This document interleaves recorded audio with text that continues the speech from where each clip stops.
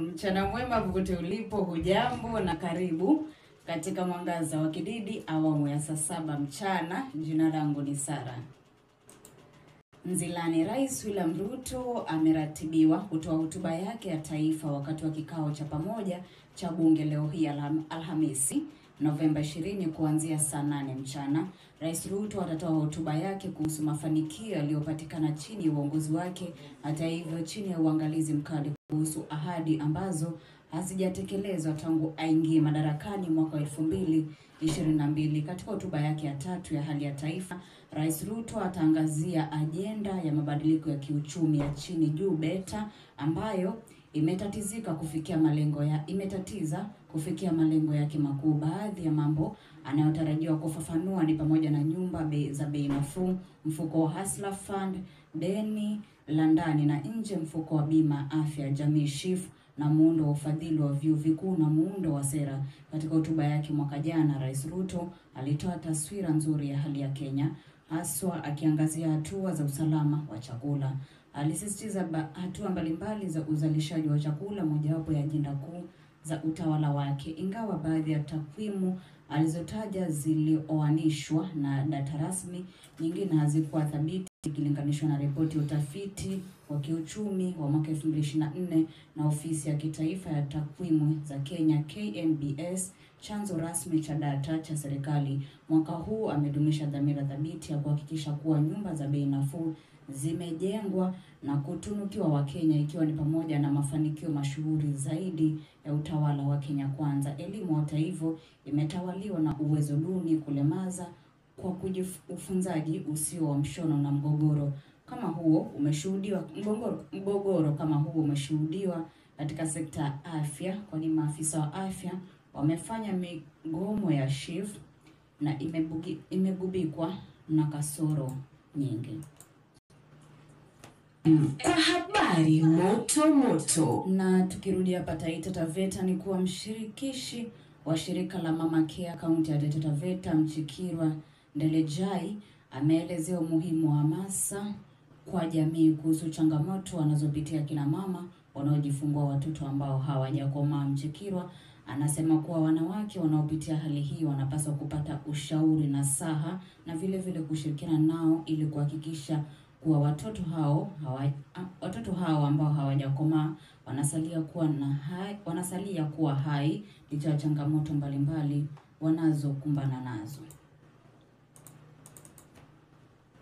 Mimi kama mama ambaye nishapitia hali hii, nilikuwa na premature baby hapa kwa wiki 2, nilijua shida walizopitia, shida watoto wale wanapitia na support wanayohitaji.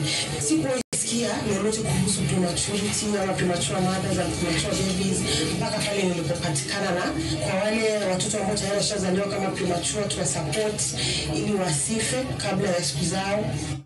Wakati huo mshirikishi huyu anasema kuwa ni wakati wa kusimama na kuhakikisha kina mama wanaopata ujauzito wanapewa nasaha ama hamasa ya kulea mimba ili kuepuka kujifungua watoto ambao hawajakomaa.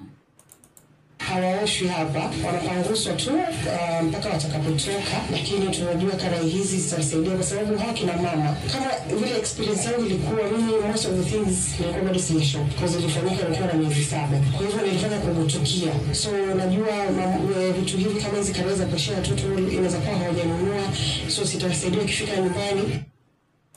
Kididi FM kwa habari moto. Na tukizalia hapa Taita Taveta ni kuwa kanisa la Kianglikana Diocese ya Taita Taveta imeanzisha ujenzi wa hospitali mjini Voi kama njia mojawapo ya kuimarisha afya ya wakazi wa kaunti ya Taita Taveta na taifa kwa ujumla. Akiongoza hafla ya uzinduzi wa ujenzi wa hospitali hiyo, askofu wa kanisa hilo Diocese ya Taita, Liverson Mungonda, ametaja hospitali hiyo kama njia mojawapo ya kupunguza mwanya mkubwa ulioko kwa sasa katika uboreshaji wa afya kwa Wakenya. Leo tuko hapa kuzindua rasmi ujenzi wa hospitali ambayo tunaita Mikono ya Uponyaji Medical Center, yani Hands of Care Medical Center. Hii ni hospitali ambayo itachangia uboreshaji wa afya za watu wa Kenya. Maana tumeona kuna gap, bado mahitaji ya matibabu ni makubwa sana. Sisi kama kanisa tunataka kuchangia sana kuboresha afya. Wakati huo Mng'onda amesema kamwe makanisa hayatakufa moyo kujenga hospitali licha ya changamoto iliyoko kwa sasa chini ya bima ya kitaifa ya SHA. Hospitali za kimakanisa zimepata tabu nyingi kupitia SHA, lakini tunajua serikali kama hiyo haitadumu milele na milele. Kuna wasimamizi wengine watakuja kusimamia serikali ambao watakuwa na mipango mizuri zaidi. Kwa hivyo hatuwezi kuvunjika moyo kuanzisha hospitali kwa sababu hospitali zimekuwa na changamoto kama hizo. Kididi FM kwa habari moto moto.